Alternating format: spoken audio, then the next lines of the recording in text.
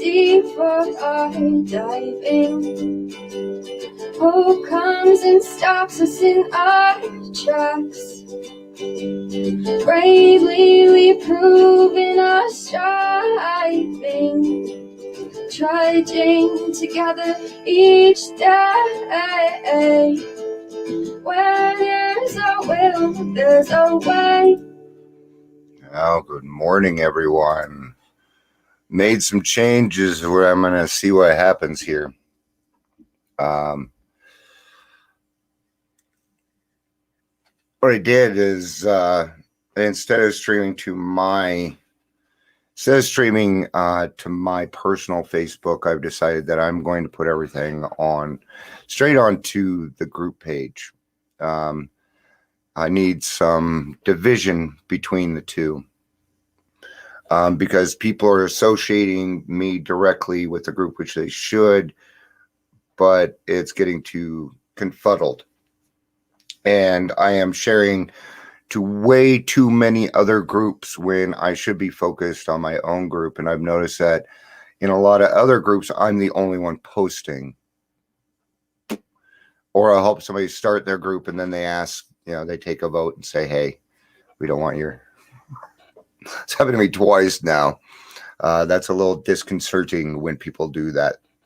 When they ask you for your help with something and then just say, oh, we don't want that part in it. Well, thanks for letting us be a part of, but we don't want that part. So it's the way it goes, guys. If I took offense to all that stuff, I'd be mad all the time. But I have to say about that, screw guilt. That was that wasn't the title was freedom from guilt, but in my family, it's screw guilt because we don't do it. We don't do guilt trips. Don't do things based off of guilt. If I feel guilty about doing something, I'm not going to do something about it under the guise of guilt because there's not going to be much meaning to it. There's not going to be, there's not going to be anything to it. So, few things. If you're here, please say hi. Let me know you're here. If you ever have a topic and want me to go over it, please let me know. So I'm thinking Brenda might get in trouble with a couple of people because I didn't go live on the other one. So we will see. So let's get to today's daily reflection. Freedom from guilt. Where other people were concerned, we had to drop the word blame from our speech and thought. The other day, I heard this in a meeting, and I thought it was hilarious, and it was perfect. When you take me out of blame, all you have is blah. No shit. I thought that was awesome. So that is on page 47 of the 12 Steps and Traditions, in case you're following along. We thought conditions drove us to drink, and when we tried to correct these conditions and found that we couldn't to our entire satisfaction, our drinking went out of hand and we became alcoholics. It never occurred to us that we needed to change ourselves to meet these conditions, whatever they were. But in AA, we slowly learned that something had to be done about our eventual resentments, self-pity, and unwarranted pride. To the comments here. Hello, Facebook user. See, that's why I wanted to do this. And that was Jerry saying that. So see, it's not carrying your name over. So I'm going to say, hello, Jerry. All right.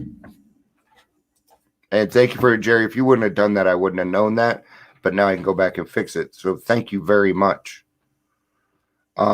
We had to see that we harbored grudges and planned revenge for such defeats. We were really beating ourselves with the club of anger we had intended to use on others. We learned that we were seriously disturbed. Our first need was to quiet that disturbance, regardless of who or what we thought caused it. To see how erratic emotion victimized us often took a long time. We could perceive them quickly in others. Can't we? Can't we always though? Can we usually see? And Wilma, good morning. Another Facebook user but that was Wilma. Don't we usually see things in other people before we see them in ourselves? I'm usually the last person. If I've made a change in myself and it wasn't intentional without me focusing on it, I'm usually the last person to find out because I live with myself. Okay. It's kind of like when you haven't seen a niece or a nephew for a few months and they've grown up a little bit. You know, they don't notice that change. Oh, you've grown up a couple inches. I have. You know, things like that'll happen.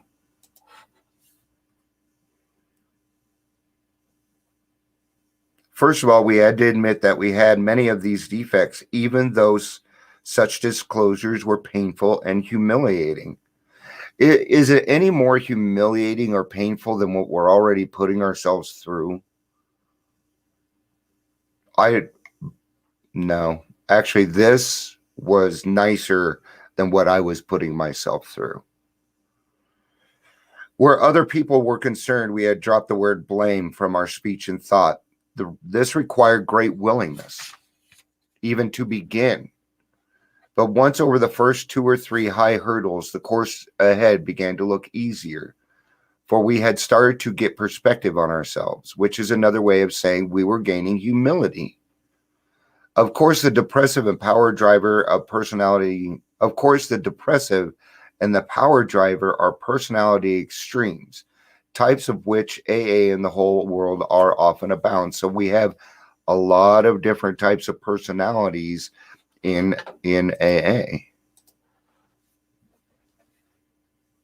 Often these personalities are just sharply defined as the examples given. But just as often, some of us will fit more or less likely into both classifications. Human beings are never quite alike. So each of us making an inventory will need to determine what his individual character defects are. Yeah, that's up to you. You know, again, we're human and we are unique in the perspective that we are human.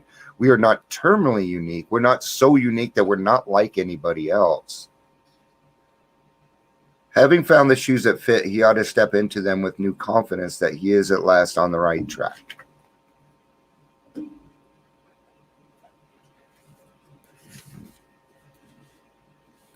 When I become willing to accept my own powerlessness, I begin to realize that blaming myself for all the trouble in my life can be an ego trip back into hopelessness. All right. Now we're getting down to the crux of it, right? So why screw guilt? Because it's so easy to end up staying there. That's why. It's a form of self-pity. It is. Okay. Did you do something wrong? Okay. Well, you know what guilt is? Guilt is just an emotion to let you know something's wrong. That's it. It doesn't do anything else. It sits in our stomach. Good. You ever had one of your kids come up to you say, "Oh, my stomach hurts." Well, you've been awfully quiet for the last 10 minutes. What'd you do wrong? Guilt. Kids don't come up and say, I feel like I have some trauma going on. They don't come up and say, I feel depressed. They don't come up and say, I feel guilty. Okay. Now we've just gotten into the program, and guess what we are? We're little kids, man. So we are those little children. Now, and that's why they say that it can be painful in the beginning. Okay. But you have a decision in this. If you want to make it harder on yourself, you can. Okay. But it's not required. Asking for help and listening deeply to the message inherent to the steps and traditions of the program, I make it possible to change those attitudes which delay my recovery. Okay. Not only that, but you'll catch them before they happen. So that way you don't ever have to be in them.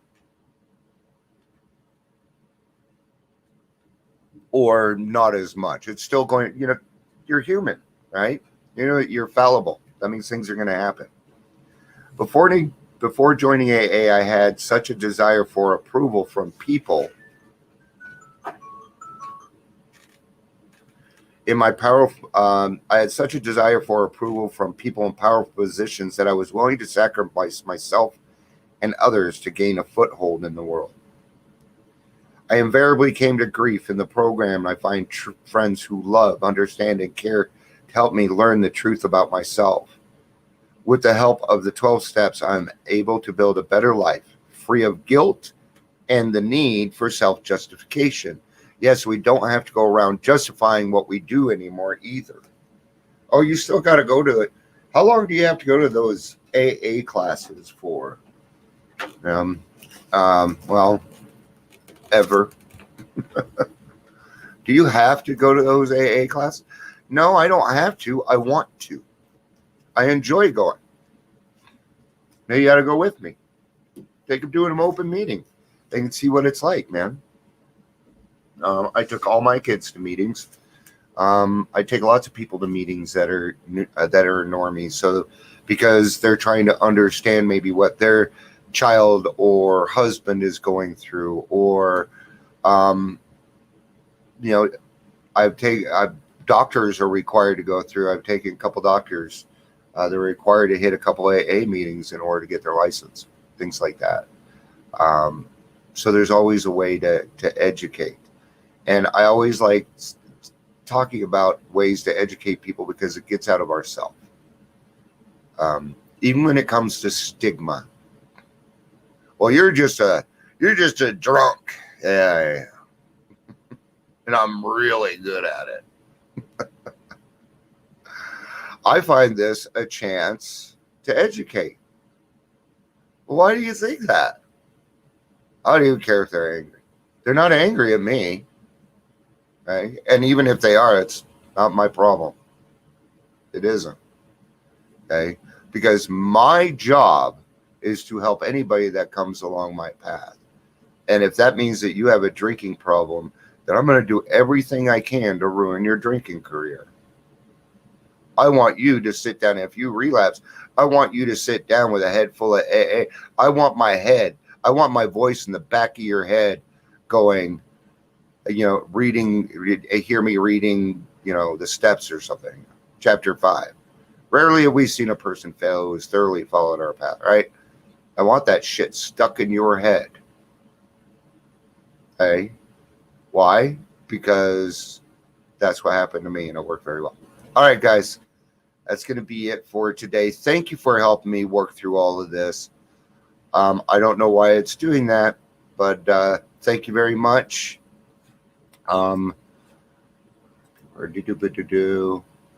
Jerry and Wilma, thank you for saying hello. And everybody have a great day. I think this really messed people up, so I may have to go back to how it was. That was a thank you from Wilma, or Facebook user over here. All right. I love you guys. Peace out and have a day.